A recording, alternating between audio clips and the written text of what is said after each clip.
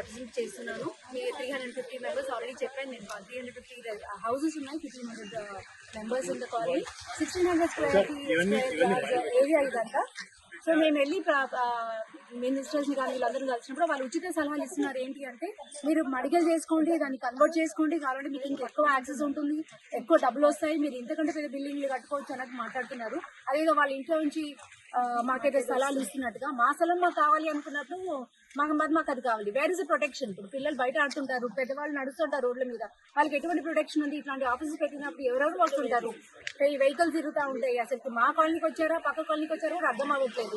ఇంట్లో మేము ఏర్పరచుకున్న పార్కింగ్ లో కూడా వాళ్ళందరూ వచ్చి వెహికల్స్ పార్క్ చేసుకుని పోవటాలు, టీ కొట్టులు రావడం, పాన్ డబ్బాలు రావడం ఇవన్నీ జరుగుతాయి. పీస్ఫుల్ కాలనీ ఇట్లాంటి జరగడం అనేది మేము అసలు ఒప్పుకోవటం లేదు. దయచేసి రేవంత్ రెడ్డి గారు, మీకు మా విజ్ఞప్తి, ప్లీజ్ హెల్ప్ చేయండి. మీరు ఒక నిజంగా ఫార్ ద పీపుల్ అన్నట్టుగా మీరు యాక్ట్ చేస్తున్నారు. Please go head, please help us get all these things removed. Not at all correct. This is an illegal land and this is in the court dispute. We have court numbers, court case numbers కూడా ఉన్నాయి. Court numbers కావాలంటే court numbers కూడా ఇస్తాం. So hello అండి, నా పేరు రాజు. ఇక్కడ మేము చల్లల నుంచి ఉంటున్నాము.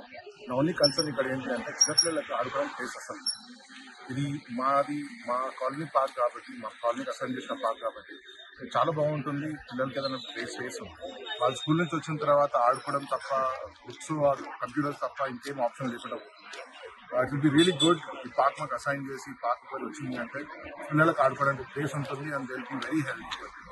Thank you.